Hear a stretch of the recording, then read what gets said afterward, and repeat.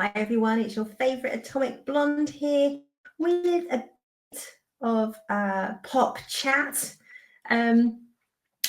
So today we are covering Reacher Season 3 has dropped on Amazon. Obviously one of their biggest shows, much probably to their dismay. As it's such an anomaly on Amazon in terms of where their ideology seems to go, that every time a season comes out we kind of hold our breath and go, please stick to the books, stay on target. And so we had the first 3 episodes drop of season 3 this week on the Thursday, I think they dropped, or Thursday evening, Friday morning, depending on where you are in the world.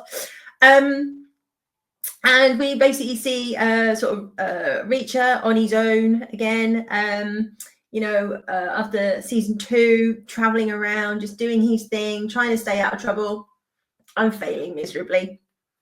So literally this season starts that he's gone to a record shop, he's there to make some money, or get some money so he can carry on, doing his travels, because he predominantly, as it says, travels by bus and rail and stuff. He's got very much nomadic life, and doesn't have bank accounts and things like that to stay under the radar.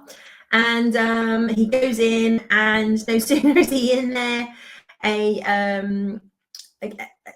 there's a kid in there. He's probably about 17, 18. I just put older that because I think he's no longer at school, so he might be like late teens, early 20s, and proceeds to. There's a kidnapping attempt, which Reacher manages to foil, but in the process of doing so, he accidentally shoots and kills a policeman. So he bundles his kid into his van, and he's like, look, I've got to get out of here. I've got to go, get deep underground. I've just killed a copper, kind of thing. And the kid's like, no. My dad's really wealthy. He can help you. I don't want to go too much more into the story because I want to keep this pretty spoiler free. But he gets to the house, drops off the kids, and basically his dad runs a rug company called Bizarre Bazaar. Played by Anthony Michael Hall. So any of you 80s kids out there, like 16 Candles, Weird Science, you know who he is. And probably those people watch The Dead Zone as well. He was brilliant in that. Is the kid's dad. And there seems to be some shady shenanigans going on around the father's business and what he does. So he's this multi-millionaire, and he just sells rugs. And he has some really shady security, and he has this sort of personal security guard who is bigger and taller than Reacher, if that was even humanly possible. This guy is absolutely huge, and he's got a head of security, Duke, I think it is, and he sort of then they straight away start checking him out because he says his dad's very wealthy, he has enemies. They're able to run his prints and then get a background check, and he sort of basically gets effectively offered a job to work for the father, help looking after the son. And we find out when at some point the kid had been kidnapped before, and we basically he's had his ear cut off. And these bullies put his tortellini ear, which is, it does kind of look like a tortellini. So the threat is very real. This kid's been through a lot already with sort of ransom demands and trying to extort his father. And they have a bit of a strained relationship. And this kid's like really quiet, nerdy, just wants to keep himself to himself. He's clearly been bullied at school. And Reacher kind of takes him under his wing a little bit. Over the 3 episodes, how this all plays out, we find out things aren't quite what they seem. And why Reacher happened to be at the right time at the right place when this kid was attempted to be kidnapped. So far, very solid 3 episodes. usual Reacher twists and turns. What I will say is that this is very much closer to the first season, where it's just kind of Reacher on his own. Yes, he makes phone calls, and he calls some of the other characters that we've seen to call in favors and run checks and things like that. And so gets in touch with like the sort of 1/10 and things. So I think if you really like season 1, you'll probably really like this season so far. Based on what we're seeing, it's very much lone wolf.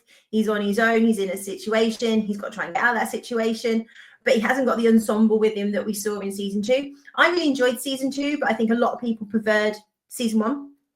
So I would say, if you're put off in any way, not that season 2 was bad in any way, shape or form, but if that ensemble format put you off a bit, definitely give season 3 a go. I think you'll really get out of it what you're looking for. So solid performances, say some great casting with Anthony Michael Hall, who we know can actually play some quite dark characters, with various shows that he's been in over the years and films. So I'm really pleased with what I've seen so far. It's quite intriguing. I'd say 3 episodes in, we know a little bit. There's a lot more still to find out, like, who's the big bad, what exactly is going on with this rug company, and how all this is going to play out. There's undercover DEA agents involved in this company, and one's gone missing. So Reacher's trying to look for her, as well as looking out for this kid. So go check it out. Let me know what you think. Are you fans of Reacher, this kind of genre? Like I say, it's definitely the biggest thing that Amazon has, alongside like Terminal List. And I think, these two shows were huge. And then again, it goes completely against what Amazon actually want to put out, I think. Ironically, the other thing, obviously, this week, going off on a tangent here, guys, is obviously Amazon taking over wholesale, if you like, James Bond. So everybody's gone, we're not going to get any decent Bond ever again. And no doubt Amazon will manage to F it up with the way they F everything up. But the reason I'm bringing that up, because you just be like, dude, just put the team who write Reacher on Bond.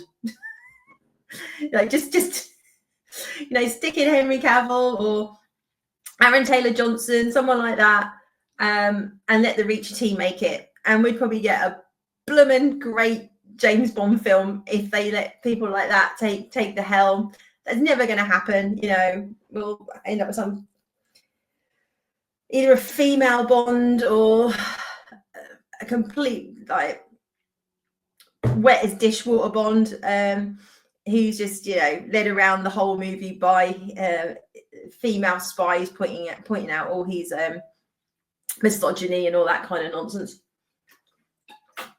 But we'll see. So that was my point. Put the Reacher team on James Bond and give us a good film.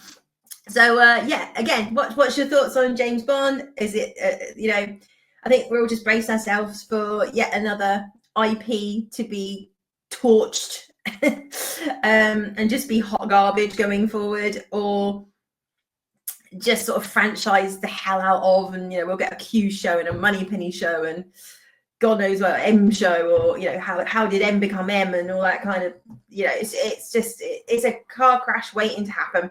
So what do you think about that? What do you think about Reacher? Is that your cup of tea? Have you read the books? I haven't. I've got a friend who has all of them, and he really rates this show. He says, they're really solid adaptations. So like some of the locations and things change, but that kind of who Reacher is, his character, and how the structure of the story is told in the books absolutely reflects. So I will take it from him, who's a massive fan of these books. So works for me. So as always, do put in the comments what you're thinking. Have you enjoyed it so far, or is it just not your cup of tea even? Who knows? So let me know. So 3 episodes have dropped. It then moves to weekly over the next I think it's about 8 episodes, something like that. So we've got at least another month, bit more of Reacher to look forward to. So as always, do let me know what you think, and you know it's coming. Please like, share, and subscribe. You know, the subscriber count is clicking up slowly. It seems like I'm getting some new followers and then some followers drop off, and I keep netting out the same. But you're welcome, everybody that's joined. Love interaction with you all. So thanks for supporting the channel. And I will be back with a couple more reviews. The Monkey, which was on my films of 2025, I was looking forward to. So there will be a review dropping imminently on The Monkey, and my thoughts on Zero Day, Netflix's latest political drama with Robert De Niro. So you all take care now, and I will see you soon. Bye-bye.